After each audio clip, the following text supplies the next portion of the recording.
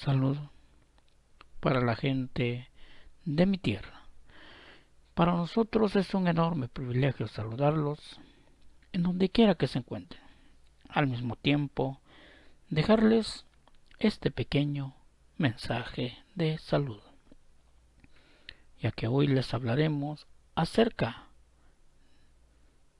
de la infusión de tomillo, la que nos puede ayudar en algún momento cuando padezcamos de una tos seca, ya que el tomillo es una de las plantas medicinales perfectas para tratar la tos seca. Un ingrediente que actúa como antiséptico y que es recomendable para mejorar infecciones de garganta, afecciones respiratorias, ayudándonos así a calmar la tos. El motivo es que cuenta con propiedades antitusivas que consiguen reducir la tos seca y así mejorar los signos que se relacionan con esta condición, como lo es el picor en la garganta y el dolor en el pecho.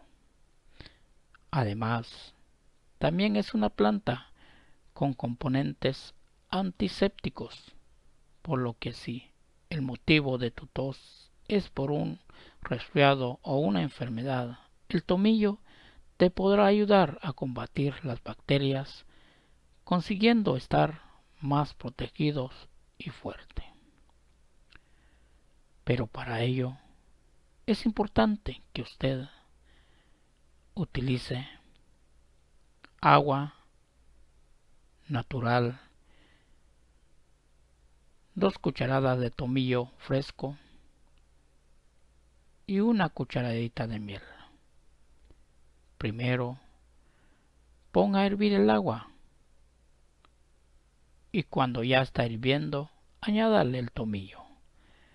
Deja que se cueza durante 10 minutos y después cuélala la infusión para que así pueda quitar todos los restos de las hojas.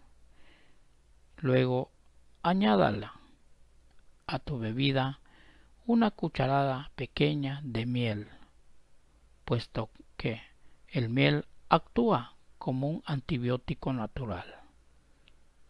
Y luego usted deberá tomar 2 o 3 infusiones al día para notar la mejoría.